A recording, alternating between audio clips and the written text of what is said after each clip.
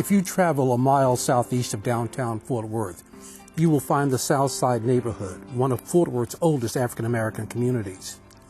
The area was identified at the time as a Negro district. Its residents made up 41% of Fort Worth's population.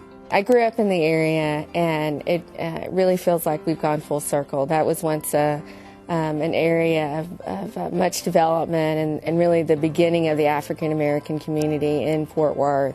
I mean, it becomes kind of a setting for rejuvenation, but that rejuvenation would be kind of pitted around the library itself, some of the shops. As early as 1910, African Americans had begun to migrate into the area around East Terrell Avenue. And from there they continued to expand and grow, largely due to William Gooseneck McDonald, who had the financial ability to buy up several large plots of land around the area. Great artists and musicians honed their skills in this Southside area. Jazz greats like Ornette Coleman, Dewey Redmond, and Ronald Shannon Jackson were all members of the Terrell High School Band. Skilled music teachers like William Fowler and John Carter gave opportunities to Southside men that they might not have had because of the segregation at the time. During the time that we were all children together, everybody made their children take music somewhere. Fort Worth, like many other cities, did not allow African American children to attend school. To make sure that all children got an education, James A. Cavell and James Glenn both founded schools for Fort Worth's African American children. I still say young people ought to dream and dream big, and don't let anybody turn them around when it comes to the things they want. Fine learning institutions would develop in the area. Schools were sprouting up in churches like Mount Zion. Educator Isaiah Milligan Terrell had Tarrant County's African American High School named after him in 1921. Our Lady of Mercy School building opened in 1932, later changing names to Our Mother of Mercy, and finally becoming Tommy Tucker Nursery School in 1960. A portion of the building has now been incorporated into the new Chamblee Branch Library. If you don't know where you've been, you won't know where you're going. Evans Avenue was that pinnacle of success for the city of Fort Worth. Talent was abundant in the arts. Figures like Harold Boyd and Percy Henderson paved the way for African American exhibited art.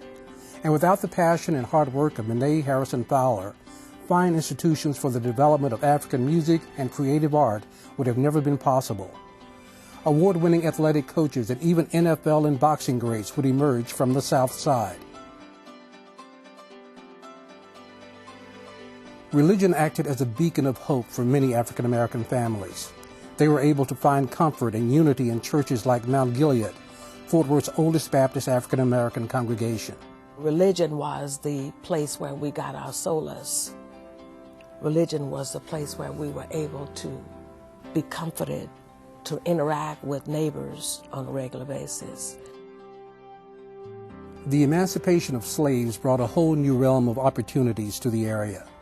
Civic and political leaders began to emerge, playing significant roles in everything from city council to the push for the integration of the public schools.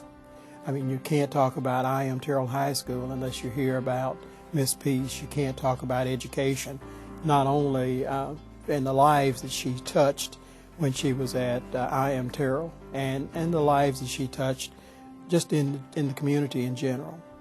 Healthcare was also being expanded. Physicians like Dr. R.A. Ransom Sr. and Dr. Marion Brooks would open up the first facilities to provide health care to African Americans. The real pioneer in terms of city government was Dr. Edward Gwynn, who became the first black city council member.